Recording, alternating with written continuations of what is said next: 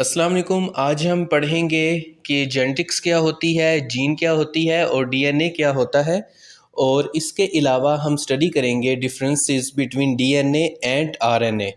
ये हमारा general science and ability का लेक्चर नंबर 6 है और टॉपिक है बायोलॉजिकल साइंस।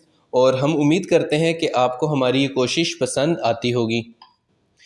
तो हम उम्मीद करते हैं कि आपने अपनी नोटबुक और पेन उठा लिया होगा, क्योंकि अगर आप साथ साथ अपने नोट्स बनाते रहेंगे तो इसमें आपका फ़ायदा है। हमने आपके नोट्स का कुछ भी नहीं करना, ये आपके लिए ही एक बात थी। खैर, जॉर्ज मेंडल, जिनको फादर ऑफ जेनेटिक्स कहा जाता है, ये एक ऑस्ट्रियन मॉन्क थे। और जिन लोगों ने मैट्रिक बायो के साथ किया है, साइंस बायो के साथ, उन्होंने मेंडल लॉ पढ़ा होगा इनहेरिटेंस का, जिसमें उन्होंने मटर के ऊपर तहकीक की थी। और ये एक ऑस्ट्रियन मॉन्क थे। ऑस्ट्रिया और ऑस्ट्रेलिया दो अलहदा ममालिक हैं। जो ऑस्ट्रेलिया है वो अलहदा कॉन्टिनेंट है, जो कि साउथ ईस्ट एशिया में नीचे की तरफ हम मैप में जाएं तो वहाँ पर मिलता है। जबकि जॉर्ज मेंडल जहाँ से थे वो ऑस्ट्रिया है। ऑस्ट्रिया जो उस वक्त कहलाता था ऑस्ट्रियन हंगेरियन एम्पायर, तो ये वहाँ से थे। और ये यूरोपियन है, ये ऑस्ट्रेलियन नहीं है, ये यूरोपियन है। और आज वहाँ पर मुल्क मौजूद है ऑस्ट्रिया। तो उम्मीद करता हूँ कि आपको ऑस्ट्रिया और ऑस्ट्रेलिया में फ़र्क समझ आ गया होगा। तो इनको फादर ऑफ जेनेटिक्स भी कहा जाता है। इन्होंने मटर के ऊपर की थी तहकीक, पीस के ऊपर की थी कि अगर दो मुख्तलिफ टाइप के मटर को आपस में क्रॉस कराया जाए तो उनकी जो आने वाली नस्ल होगी तो वो किस किस्म की होगी और उसमें कितने करैक्टरिस्टिक अपने पेरेंट्स की तरफ से आएंगे और जो डॉटर पीस हैं वो कैसे होंगे। तो इन्होंने मेंडल लॉ दिया था जो आज भी मैट्रिक में पढ़ाया जाता है। तो इन्होंने बहुत ज़्यादा काम किया था और इनको एक अरसा लग गया था कि डीएनए को इनकोड करने में। तो जो जेनेटिक्स है वो स्टडी होती है जीन्स की।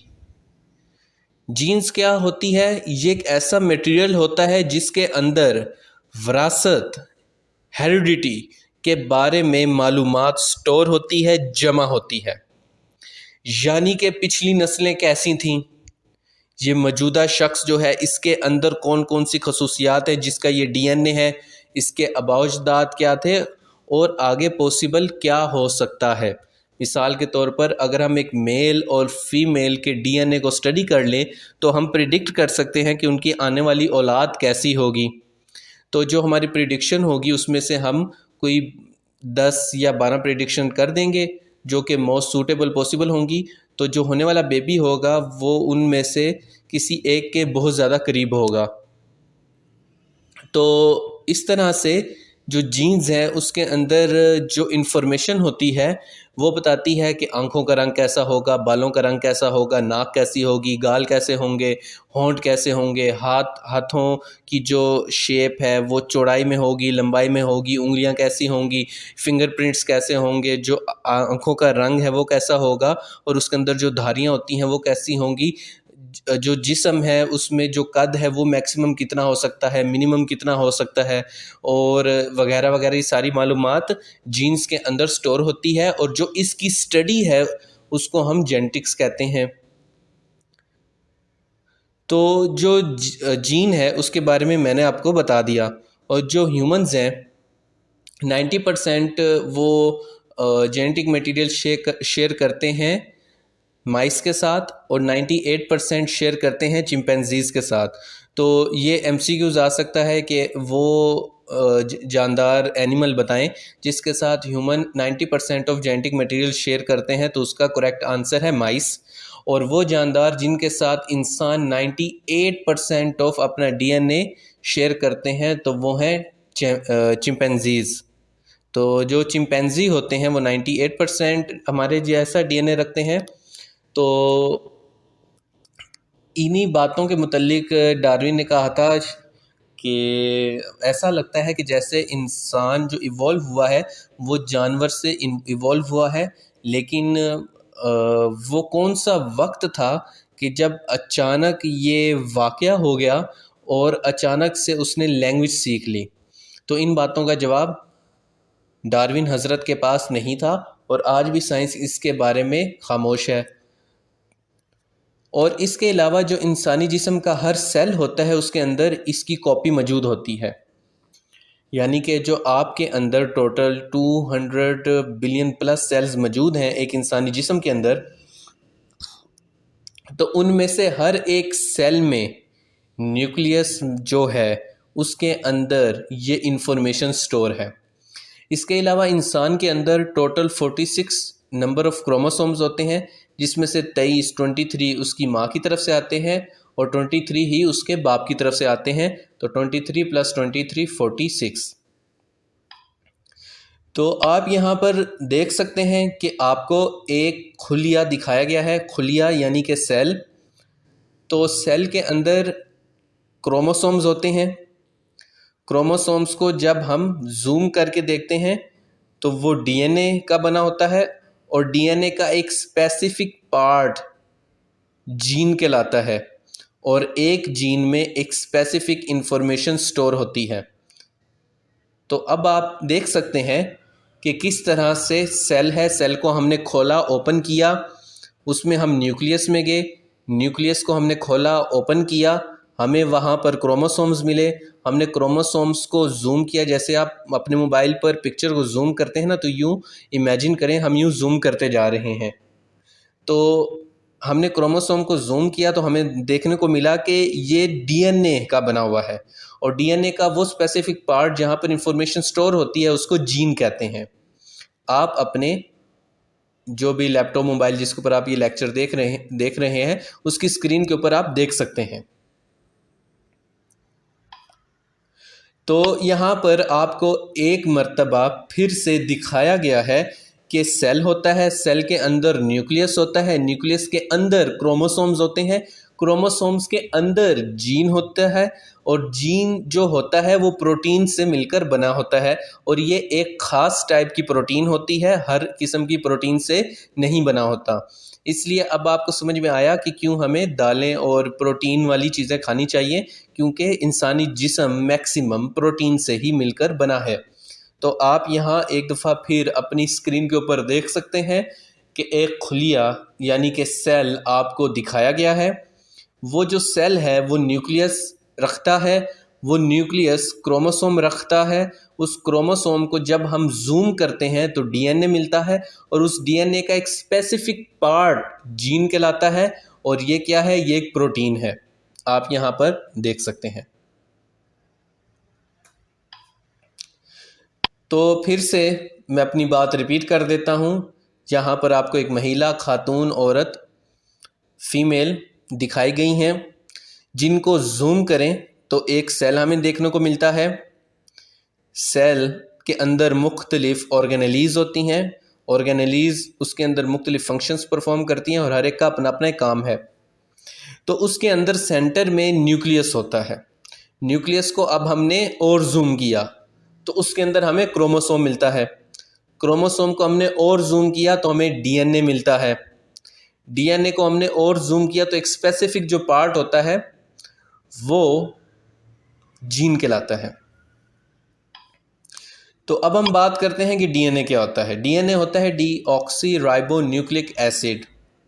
तो आप यहाँ पर देख सकते हैं कि जो ऑरेंज कलर में डीऑक्सी राइबो न्यूक्लिक एसिड लिखा हुआ है, तो जहाँ जहाँ वो है वहाँ वहाँ वो आपको दिखाया गया है।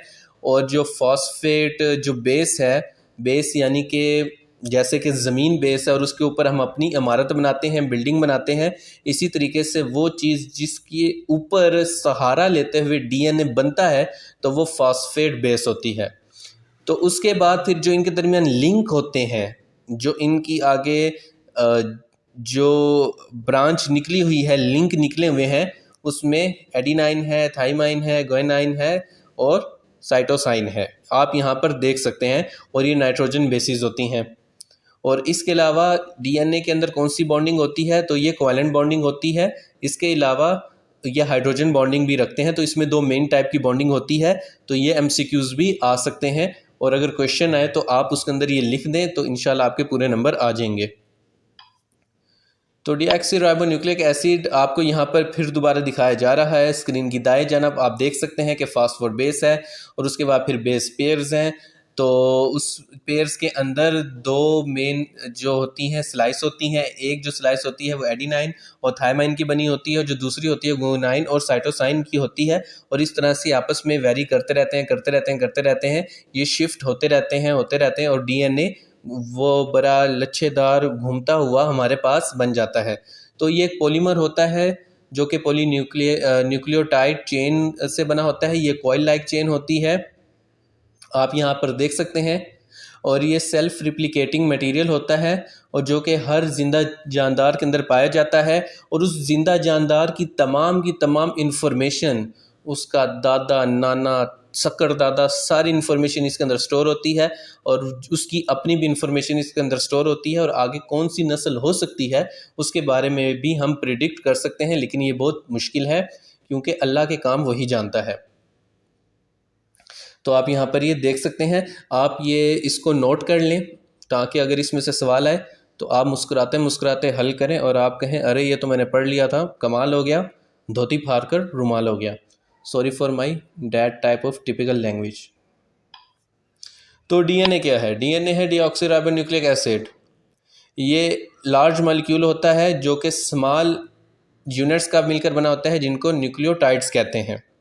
तो अगर न्यूक्लियोटाइड्स के बारे में आपसे पूछा जाए, एमसीक्यूज आ जाए, तो आप देख सकते हैं अगर कहा जाए कि डीएनए लार्ज मॉलिक्यूल है और जो इन छोटे मॉलिक्यूल से बना होता है तो वो क्या होते हैं, तो आपने एमसीक्यूज में न्यूक्लियोटाइड्स के ऊपर टिक कर देना है। नहीं तो अगर आ जाए डिफाइन न्यूक्लियोटाइड्स तो आप यहाँ पर उसको डिफाइन भी कर सकते हैं।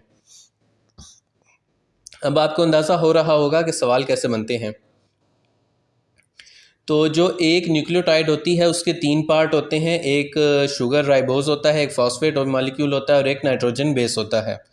तो आप यहाँ पर देख सकते हैं, यहाँ पर अगर आप पिक्चर के अंदर देखें जो हमारे पास डीएनए शो किया गया है, अगर उससे ऊपर से नीचे की तरफ आए तो आप देख सकते हैं बेस पेयर हैं, फिर शुगर फास्फेट बैकबोन दिखाई गई है जिसके ऊपर अमारत कायम है और जो उन दो को आपस में लिंक कर रही हैं वो बेस पेयर हैं और उनके दरमियान जो बॉन्डिंग है वो हाइड्रोजन बॉन्डिंग है। यानी कि वैसे इनके दरमियान कौन सी बॉन्डिंग है? मेन बॉन्डिंग कोवैलेंट बॉन्डिंग है जिसमें शेयर ऑफ इलेक्ट्रॉन होता है और बॉन्ड बनता है। और इनके अंदर दूसरी बॉन्डिंग कौन सी है? वो हाइड्रोजन बॉन्डिंग है। तो अगर आपसे पूछा जाए कि डीएनए के अंदर कौन सी बॉन्डिंग होती है तो आपने लिखना है कोवैलेंट बॉन्डिंग और हाइड्रोजन बॉन्डिंग। हम आपको आगे आने वाले लेक्चर्स में पढ़ाएंगे कि कोवैलेंट बॉन्ड क्या होता है और हाइड्रोजन बॉन्ड क्या होता है। आपने टेंशन नहीं लेनी, आप अभी सिर्फ इतना याद कर लें। तो फिर ये जो बेस होती हैं जो कि डीएनए में पाई जाती हैं, इनकी चार इकसाम होती है, एडिनाइन, साइटोसाइन, गुआनाइन और थायमाइन। इसको एटीपी, सीटीपी, जीटीपी और टीटीपी भी कहते हैं। ओके, तो यहाँ पर आपको केमिकल स्ट्रक्चर दिखाया जा रहा है डीएनए का। अगर आप अपनी स्क्रीन पर लेफ़्ट साइड पर देखें और ऊपर से शुरू करें द शुगर फास्फेट बैकबोन, तो उसका जो केमिकल फार्मूला है वो ये है। नीचे आपको एडिनाइन, थायमाइन, गुआनाइन और साइटोसाइन के जो उनका केमिकल फार्मूला है वो दिखाया गया है। तो आप इनको भी नोट कर सकते हैं, इनके मुतालिक भी क्वेश्चन आ सकता है, एमसीक्यूज आ सकता है। और अगर आप इसकी प्रैक्टिस कर लेंगे, आपको अच्छे तरीके से याद होगा, तो अगर इसके बारे में सवाल आ जाएगा और आप इसको लिख देंगे तो आपको पूरे नंबर मिलेंगे। और जीएस से वो पेपर होता है जो आपको 90+ मार्क्स बहुत ही आसानी से दे देता है अगर आप इसके ऊपर अच्छी मेहनत करें। फिर what whole DNA stand together, right side पे देखें पिक्चर के तो आपको वो सारी मालूमात दी गई है, आप यहाँ पर इसको देख सकते हैं। और आप स्क्रीन को पॉज करके ये जो तमाम इन्फॉर्मेशन है इसको नोट कर सकते हैं अपने नोट्स बनाते हुए। फिर हमारे पास है डीएनए और आरएनए में फ़र्क। डीएनए और आरएनए दोनों हमारे पास सेल के अंदर पाया जाता है। इसके यहाँ पर 10 डिफरेंसेस दिखाए गए हैं, आप इनको नोट कर लें। फिर हम आगे बढ़ते हैं। जो आरएनए है उसके ऊपर मैं एक अलग से वीडियो बनाऊंगा और उसके अंदर फिर डीएनए और आरएनए को हम डिटेल से डिस्टिंग्विश कर लेंगे। लेकिन ये लेक्चर बहुत ज़्यादा लंबा ना हो जाए इसलिए कह रहा हूँ कि आप एक दफ़ा सिर्फ इसको नोट कर लें, हम इसको बाद में स्टडी कर लेंगे। फिर डीएनए फन फैक्ट्स क्या हैं।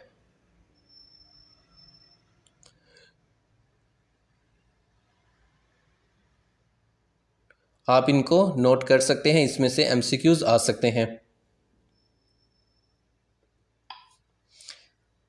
यहाँ पर भी आप देख सकते हैं डीएनए के बारे में कुछ फैक्ट्स बताए गए हैं जो हम आपको ऑलरेडी बता चुके हैं, तो उसमें से कोई एमसीक्यूज आएगा तो इंशाल्लाह आपका क्लियर हो जाएगा। फिर अगर हम आपके डीएनए को मुकम्मल ओपन करें तो यहाँ ज़मीन से सूरज तक अगर वो जाए तो वो 70 बार आ जा सकता है। तो आप यहाँ पर देख सकते हैं ये एक बहुत ही हैरान कुन बात है। फिर अगर हम 24 घंटे और कोई काम ना करें, सिर्फ जो जीनोम होते हैं उनको स्टडी करें, यानी कि जो डीएनए का जो पैटर्न होता है अगर हम सिर्फ उसको स्टडी करते रहें तो हमें 100 साल चाहिए कि हम तमाम के तमाम जो उसका जो कोड है वो स्टडी कर लें। तो हमें 100 साल चाहिए और हमने 24 घंटे में और कोई काम नहीं करना, लेकिन हमने खाना पीना भी होता है, नहाना धोना होता है और मुख्तलिफ़ काम होते हैं। लेकिन अगर हम सिर्फ़ और सिर्फ यही काम करें फिर भी हमें 100 साल चाहिए। यहाँ से आप देख सकते हैं कि अल्लाह ताला क्या चीज़ है, कि वो कितनी ज़बरदस्त उन्होंने इंसान को बनाया। फिर आप देख सकते हैं कि जो जीनोम होता है उसके अंदर 200 GB डेटा आ सकता है।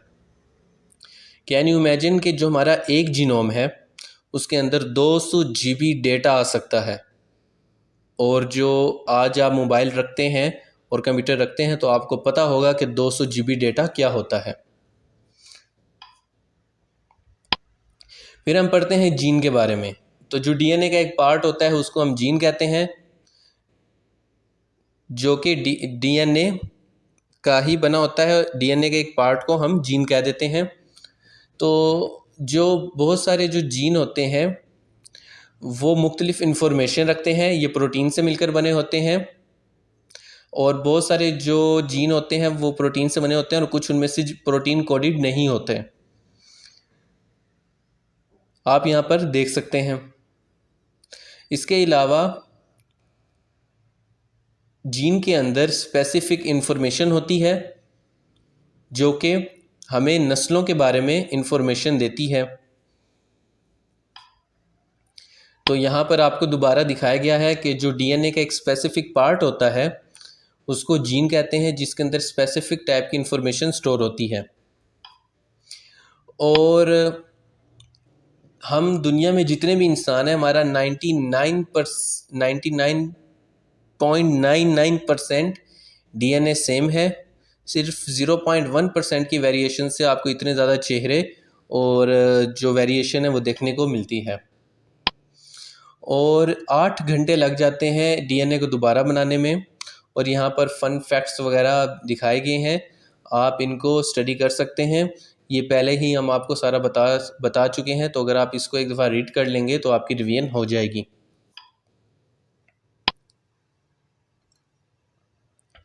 तो इसमें से कुछ एमसीक्यूज आ सकते हैं, जैसे कि यीस्ट के अंदर 6000 जीन्स होते हैं। जो हमारे पास ड्रोज़ोफिला होता है 13,000 होते हैं। आप यहाँ पर देख सकते हैं ह्यूमन के अंदर 46 हैं, गोरिल्ला के अंदर 48 हैं, डॉग के अंदर 78 हैं, डव के अंदर 16 हैं, बटरफ्लाई के अंदर 380 हैं, बनानास के अंदर 66 हैं। और आप यहाँ पर इनको नोट कर लें। अगर आप इनको याद नहीं भी कर सकते तो 1 से 2 दफ़ा अच्छी तरीके से पढ़ लें, नोट कर लें, क्योंकि एमसीक्यूज़ आ गए तो फिर आपको उसको हल करने में आसानी होगी।